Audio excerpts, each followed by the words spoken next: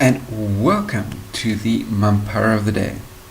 And today's Mampara is none other than the General Office of the Presidency in South Africa. And why am I looking at the General Office of the Presidency in South Africa? Well, there's a piece of legislation that has gone through Parliament and is lying on the President's desk at the moment, just awaiting a signature. And that's the FIC Amendment Bill, which is the piece of legislation that allows lifestyle audits to be conducted on members of government, parliamentary, cabinet members, all the way up to the President, can have lifestyle audits conducted on them as part of an investigation to be able to confirm the existence of fraud and corruption. In other words, does that person's lifestyle match the type of earnings that they're generating from Parliament, or is their lifestyle at a level above which will in all likelihood be funded by fraudulent or corruption type activities?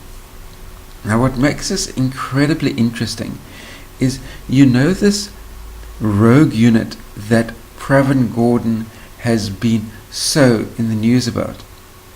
This rogue unit, set up as almost like a slightly separate from SARS type of unit, was an elite investigative unit, because what SARS realized and what Treasury realized at the time was that it is incredibly difficult to find a high-up, politically connected person guilty of corrupt activity.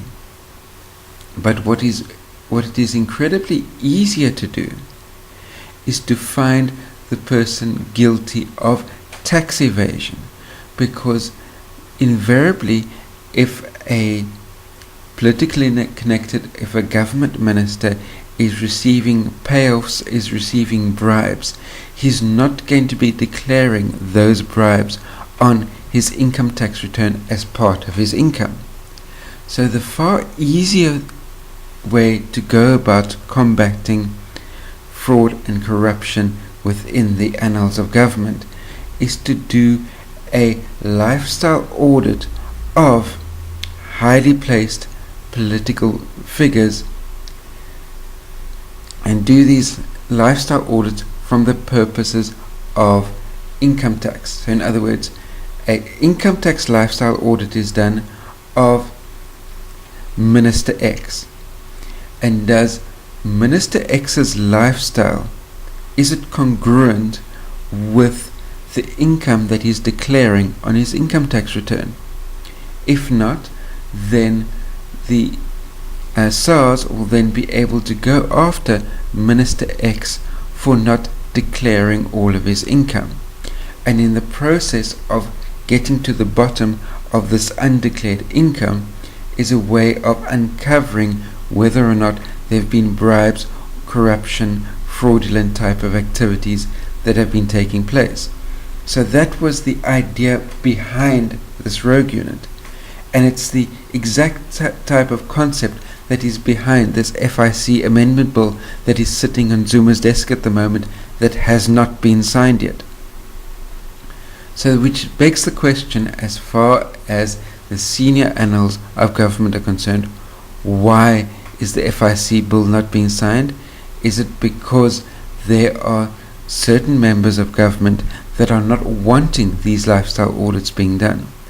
And could it be these same members of senior government that are cracking down on Pravin Gordhan because Pravin Gordhan's lifestyle audit unit in the sort of outside, on the fringe of SARS, has discovered something? Now, what is it that Pravin Gordhan's so-called rogue unit has discovered?